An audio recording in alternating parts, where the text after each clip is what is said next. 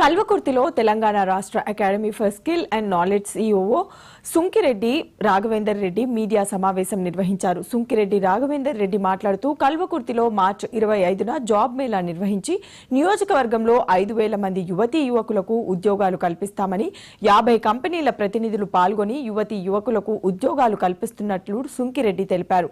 కల్వకుర్తి నియోజకవర్గం నిరుద్యోగ నిర్మూలన చేయడమే లక్ష్యంగా ముందుకెళ్తున్నట్లు ఆయన పేర్కొన్నారు.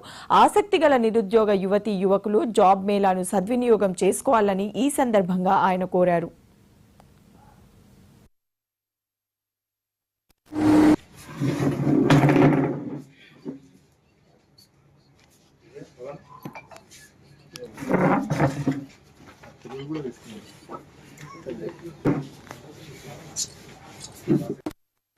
యాభై పైచిలుకు కంపెనీలతో ఆ కంపెనీలు IT, pharma, hospitality industry, health care industry, construction industry, ecommerce industry, manufacturing industry, banking industry, financial side అంటే insurance side of it industry నుంచి ఇలా 14 డిఫరెంట్ వర్టికల్స్ లలో మేము వర్క్ చేయడం జరుగుతుంది. ఈ యొక్క వర్టికల్స్ లో 14 ఏవైతే డిఫరెంట్ వర్టికల్స్ ఉన్నాయో ఒక్కొక్క వర్టికల్ నుంచి దాదాపుగా 3 నుంచి 4 కంపెనీలు ఈ యొక్క కల్వకుర్తికి తీసుకురావడానికి ప్రయత్నం జరుగుతున్నది. దాదాపుగా ఒక 40 కంపెనీలు ఆల్రెడీ ఇప్పటి వరకు మనకు ఎన్రోల్ చేసుకున్నారు కల్వకుర్తికి రావడానికి.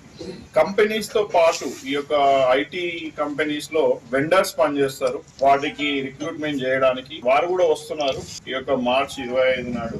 సో మొత్తంగా వెళ్తే ఈ యొక్క 50 పైచిల్ కంపెనీలలో 5,000 ఉద్యోగాలు ఏవైతే ఉన్నాయో అవసరం ఉందో వాటి కోసం కల్వకుర్తిలో చుట్టుపక్కల ఉన్న మండలాలు గాని గ్రామాలు గాని నిరుద్యోగ యువతీ యువకుల కోసం ఈ యొక్క కార్యక్రమం మార్చి 25 నాడు